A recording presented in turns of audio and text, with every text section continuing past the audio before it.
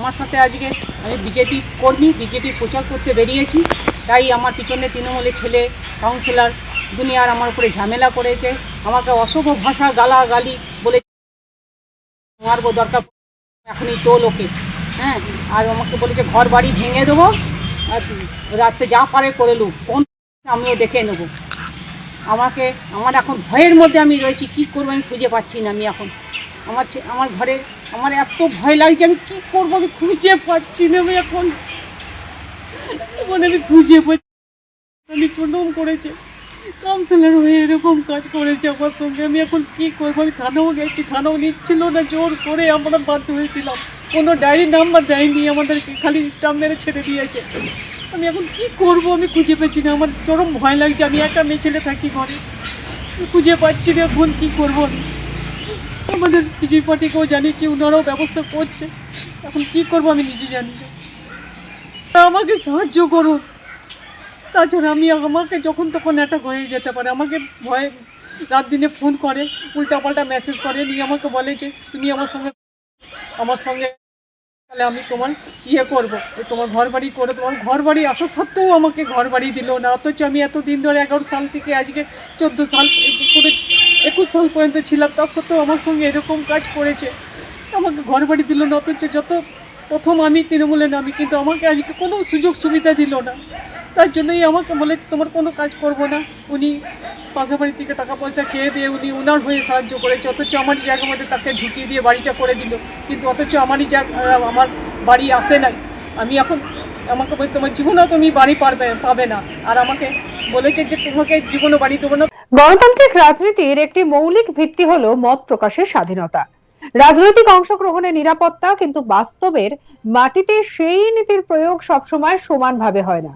বিশেষ করে নির্বাচনের সময় যখন প্রতিদ্বন্দ্বিতা তীব্র হয়, প্রতিটি দেশের প্রতিটি ভোটের গুরুত্ব কিন্তু বেড়ে যায়। আর এই পরিস্থিতিতে অভিযোগ, পাল্টা অভিযোগ এবং কখনো কখনো ব্যক্তিগত আক্রমণ সব মিলিয়ে একটা জটিল পরিবেশে তৈরি হয়, যেখানে সত্য খুঁজে পাওয়া যেমন কঠিন, তেমনি নাগরিক নিরাপত্তা নিশ্চিত করাও একটি বড় চ্যালেঞ্জের হয়ে দাঁড়ায়। আর এই প্রেক্ষাপটে বোলপুর বিধানসভা কেন্দ্রের একটি ঘটনাকে ঘিরে নতুন করে উত্তেজনা ছড়িয়েছে। অভিযোগ, তৃণমূল কংগ্রেসের প্রার্থী চন্দ্রনাথ সিংহ তার প্রচার করতে গিয়ে এক তৃণমূল কাউন্সিলর বিজেপির এক মহিলা কর্মীর বাড়িতে ঢুকে তাকে অশালীন ভাষায় হুমকি দেন। অভিযোগকারী মহিলার দাবি তাকে ভয় দেখানো হয় এবং তিনি যদি বিজেপি হয়ে প্রচার চালান তবে তার সঙ্গে তার সম্মান নষ্ট সহ গুরুতর অপরাধমূলক কাজ করা হবে। এই অভিযোগের গুরুত্ব শুধু তার ভাষার জন্য নয়, বরং তার প্রেক্ষাপটের জন্য। রাজনৈতিক প্রচারের সময় একটি বাড়িতে ঢুকে এই ধরনের হুমকি দেওয়ার অভিযোগ গণতান্ত্রিক প্রক্রিয়ার উপরে সরাসরি আঘাত হিসেবে দেখা যেতে পারে। বিশেষ করে যখন অভিযোগকারী একজন মহিলা কর্মী, তখন বিষয়টি আরো সংবেদনশীল হয়ে ওঠে। ঘটনার বিবরণ অনুযায়ী তৃণমূল কাউন্সিলরের তাপস সরকারের বাড়ি বাড়ি প্রচারে বেরিয়েছিলেন। সেই সময় তিনি ওই বিজেপি কর্মীর বাড়িতে যান বলে অভিযোগ। কথোপকথন এমন পর্যায়ে পৌঁছয় যে পরিস্থিতি একেবারে উত্তপ্ত হয়ে ওঠে, হুমকির ঘটনা ঘটে। মহিলা দাবি করেছেন তিনি যখন মোবাইলে ঘটনাটি রেকর্ড করার চেষ্টা করেন তখন তার ফোন কেড়ে নিতে যাওয়া হয়। যদিও সম্পূর্ণ ভিডিও ফুটেজ সামনে আসেনি, কিন্তু স্থির চিত্র উঠে এসেছে বলে জানা গিয়েছে, যা নিয়ে শুরু হয়েছে বিতর্ক।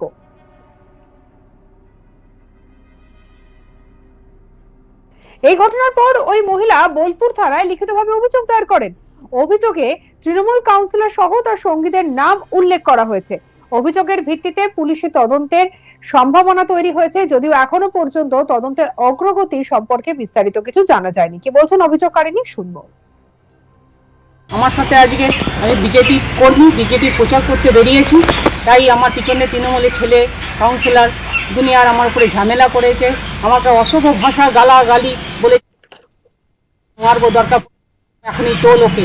হ্যাঁ, আর আমাকে বলেছে ঘর বাড়ি ভেঙে দেবো, আর রাত্রে যা পারে করে লুক, কোন আমিও দেখে নেবো। আমার এখন ভয়ের মধ্যে আমি রয়েছি, কি করবো আমি খুঁজে পাচ্ছি না। আমি এখন আমার ঘরে আমার এত ভয় লাগছে, আমি কি করবো আমি খুঁজে পাচ্ছি না। আমি এখন আমি খুঁজে পাচ্ছি। আমি প্রণাম করেছে কাউন্সিলর হয়ে এরকম কাজ করেছে আমার সঙ্গে, আমি এখন কি করবো। আমি থানাও গেছি, থানাও নিচ্ছিল না, জোর করে আমরা বাধ্য হয়েছিলাম।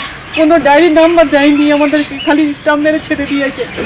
আমি এখন কি করব আমি খুঁজে পাচ্ছি না, আমার চরম ভয় লাগছে। আমি একা মেয়ে ছেলে থাকি ঘরে, খুঁজে পাচ্ছি না এখন কি করব আমি। আমাদের বিজেপি পার্টিকেও জানিয়েছি, ওনারাও ব্যবস্থা করছে, এখন কি করব আমি নিজে জানি না। আমাকে সাহায্য করুন, তাছাড়া আমাকে যখন তখন অ্যাটাক হয়ে যেতে পারে। আমাকে ভয় রাত দিনে ফোন করে, উল্টাপাল্টা মেসেজ করে, নিয়ে আমাকে বলে যে তুমি আমার সঙ্গে তাহলে আমি তোমার করবো, তোমার ঘর বাড়ি করে, তোমার ঘর বাড়ি আসা সত্ত্বেও আমাকে ঘর বাড়ি দিল না। অথচ আমি এতদিন ধরে 11 সাল থেকে আজকে 14 সাল, 21 সাল পর্যন্ত ছিলাম, তার সত্ত্বেও আমার সঙ্গে এরকম কাজ করেছে, আমাকে ঘর বাড়ি দিল না। অথচ যত প্রথম আমি তৃণমূলে নামি, কিন্তু আমাকে আজকে কোনো সুযোগ সুবিধা দিল না। তার জন্যই আমাকে বলেছে তোমার কোনো কাজ করবো না। উনি পাশা বাড়ি থেকে টাকা পয়সা খেয়ে দিয়ে উনি ওনার হয়ে সাহায্য করেছে, অথচ আমারই জায়গার মধ্যে তাকে ঢুকিয়ে দিয়ে বাড়িটা করে দিল, কিন্তু অথচ আমার বাড়ি আসে নাই। আমি এখন আমাকে বলে তোমার জীবনেও তুমি বাড়ি পাবে না, আর আমাকে বলেছে যে তোমাকে জীবনে বাড়ি দেবো না। ঘটনার রাজনৈতিক তাৎপর্য বাড়িয়ে দিয়েছে বিজেপির প্রতিক্রিয়া। বিজেপি প্রার্থী দিলীপ ঘোষ নিজে ওই মহিলার বাড়িতে গিয়ে দেখা করেন এবং ঘটনার প্রতিবাদ জানান। বিজেপির পক্ষ থেকে এই ঘটনাকে একটি বৃহত্তর প্রবণতার অংশ হিসেবে তুলে ধরা হচ্ছে, যেখানে তাদের কর্মীদের উপরে চাপ সৃষ্টি করা হচ্ছে বলে অভিযোগ।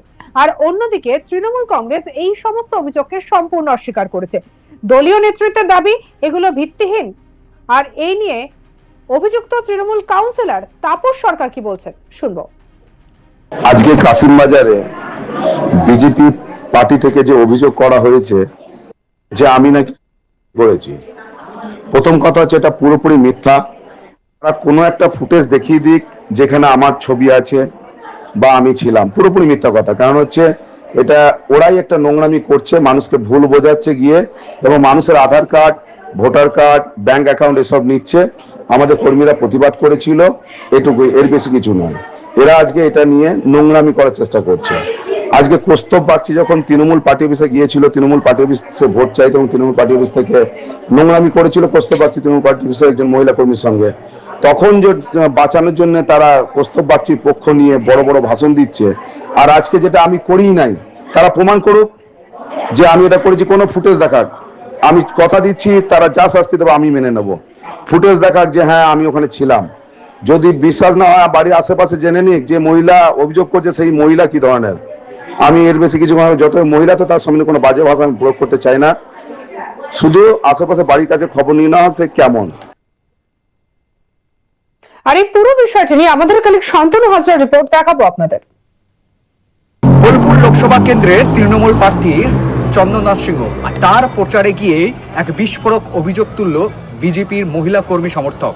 কি অভিযোগ আর কি ঘটনা ঘটেছে, আর সেই ঘটনায় রাজনৈতিক ময়দানে একেবারে তোলপাড় সৃষ্টি করেছে। কি হয়েছে সেখানে জানা যাচ্ছে যে মহিলা তৃণমূল প্রার্থী চন্দ্রনাথ সিংহের যখন এই প্রার্থীর জন্য যখন প্রচারে গিয়েছিল বোলপুরের 18 নম্বর ওয়ার্ডের কাছারিপটি এলাকায়, আর সেখানে বিজেপির মহিলা কর্মীর বাড়িতে যায় এবং বাড়িতে গিয়ে তৃণমূলের কর্মী সমর্থকেরা, তাপস সরকারের যারা সহসঙ্গী রয়েছে, তারা বিজেপি মহিলা কর্মীকে রীতিমতো কুকর্ম, দুষ্কর্ম করার এবং তুলে নিয়ে যাব এমন ধরনের মন্তব্য করে তাদেরকে অভিযোগ, হুমকি এবং হুঁশিয়ারি দেয়। আর এমনটাই অভিযোগ করছে বিজেপির মহিলা কর্মী। এমনকি বিজেপির মহিলা কর্মী ঘটনাটি ঘটে যাওয়ার পর সঙ্গে সঙ্গে বোলপুর থানায় লিখিত একটি অভিযোগও দায়ের করেছেন। মহিলার দাবি যে তাকে বলা হয়েছে যে কেন তিনি বোলপুর লোকসভা কেন্দ্রের বিজেপি প্রার্থী দিলীপ ঘোষের প্রচারের জন্য তিনি বের হচ্ছেন বা বিজেপি করছেন কেন। যদি বিজেপি তিনি করেন তাকে তাহলে এক্ষুনি তুলে নিয়ে যাওয়া হবে, তার সাথে দুষ্কর্ম কুকর্ম করা হবে, এমনটাই কিন্তু অভিযোগ করেছে। আর এই বিজেপি মহিলার এই অভিযোগের ভিত্তিতে বিজেপির মহিলা কর্মী তিনি কিন্তু বোলপুর থানায় লিখিত একটি অভিযোগও দায়ের করেছেন।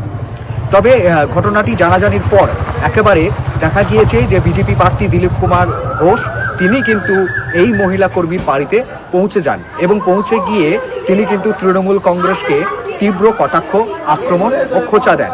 তিনি বলছেন যে এই বোলপুর লোকসভা কেন্দ্রের বীরভূম বিধানসভা থেকে, বীরভূমের যে বোলপুর বিধানসভা, সেই বিধানসভা থেকে জয়যুক্ত হতে পারবে না বলেই তৃণমূল কংগ্রেসের কর্মীরা এভাবে বিজেপি কর্মীদের উপর চড়াও হচ্ছে, এমনটাই কিন্তু অভিযোগ এনেছেন তৃণমূল কর্মীদের বিরুদ্ধে। তবে যে তৃণমূল কাউন্সিলর তাপস সরকার, যার বিরুদ্ধে অভিযোগ আনছে বিজেপির মহিলা কর্মী, তিনি কিন্তু এই যে তাপস সরকার তৃণমূলের কাউন্সিলর, তিনি কিন্তু স্পষ্ট জানাচ্ছেন, তিনি আজ তাক বাংলাকে একটি ভয়েস মেসেজের মধ্য দিয়ে তার যে বক্তব্য, সেই বক্তব্য তিনি কিন্তু পাঠিয়েছেন। তিনি বলছেন যে সদ্য যে ঘটনা ঘটেছে বিজেপির প্রার্থী কৌস্তব বাগচির সাথে, যে তৃণমূল কার্যালয়ে গিয়ে এক মহিলাকে তিনি যখন ভোট চাইতে গেছেন, সেই মহিলা, তৃণমূলের মহিলা কৌস্তব বাগচির বিরুদ্ধে যখন অভিযোগ দায়ের করেছে, সেইখানে ভারতীয় জনতা পার্টি দেখা গিয়েছে যে কৌস্তব বাগচির সমর্থন করছেন এবং কৌস্তব বাগচিকে নির্দোষ বলে যখন আখ্যা দিচ্ছেন, তাহলে এখানেও সেই ঘটনাই কিন্তু পুনরাবৃত্ত। সেখানে কিন্তু তিনি কিন্তু এই যে বিজেপি মহিলা কর্মীর বাড়ির সামনে তিনি কিন্তু উপস্থিত ছিলেন না, তিনি কিন্তু কোনোভাবেই ঘটনাস্থলে ছিলেন না, অথচ তার নামে একটি মিথ্যা অভিযোগ আনা হচ্ছে। তাহলে এই যে ওনার এই মন্তব্য কিন্তু উঠে আসছে স্পষ্টভাবে। তবে বিজেপি মহিলা কর্মী আরও একটি বক্তব্য উঠে আসছে কি, তিনি যখন বলছেন দুটো স্টিল ছবি কিন্তু একটি ভাইরাল হয়েছে, যে স্টিল ছবি দুটির সত্যতা যাচাই করেনি আজ তাক বাংলা, এবং এই স্টিল ছবি দিয়ে বলা হচ্ছে যে যখন বিজেপি মহিলা কর্মীকে ধুমকি বা হুঁশিয়ারি দেওয়া হচ্ছিল, সেই সময় তিনি কিন্তু ফোনে রেকর্ড করতে যায়, কিন্তু রেকর্ড করার সময় চলাকালে তৃণমূলের যে কর্মী সমর্থকেরা রয়েছে তারা কিন্তু ফোনটি হাত থেকে কেড়ে নেয়। আর এই ঘটনার মাঝে দুটি স্টিল পিক কিন্তু ক্লিক করে ফেলে মোবাইল। তবে এই স্টিল পিক দুটি কিন্তু ভারতীয় জনতা পার্টির তরফ থেকে বিভিন্নভাবে সোশ্যাল মিডিয়ায় শেয়ার করে তৃণমূলকে কিন্তু খোঁচা বা আক্রমণ দেওয়া হচ্ছে। তো সদ্য নির্বাচন, আর নির্বাচনের মরশুমে এই ধরনের বিক্ষিপ্ত ঘটনা, বিজেপির মহিলা কর্মীকে দুষ্কর্ম কুকর্ম করার হুমকি হুঁশিয়ারি একেবারেই রাজনৈতিক উত্তাপ ক্রমশ বাড়িয়েছে। অন্যদিকে দেখা যাচ্ছে যে নির্বাচন কমিশন একেবারে বারবার বলেছেন যে বাংলার বুকে নির্বাচন একেবারে স্বচ্ছ এবং শান্তিপূর্ণ নির্বাচন হবে, নিজের ভোট নিজে দিতে পারবে। তো এখানে প্রশ্নই হচ্ছে যে এইটাই, যে এখনো পর্যন্ত লিখিত অভিযোগ দায়ের করার পরেও কেন গ্রেপ্তার করা হলো না তৃণমূল কাউন্সিলর এবং যাদের বিরুদ্ধে অভিযোগ রয়েছে। তো রীতিমতোই এই প্রশ্নগুলো কিন্তু ঘুরপাক খাচ্ছে।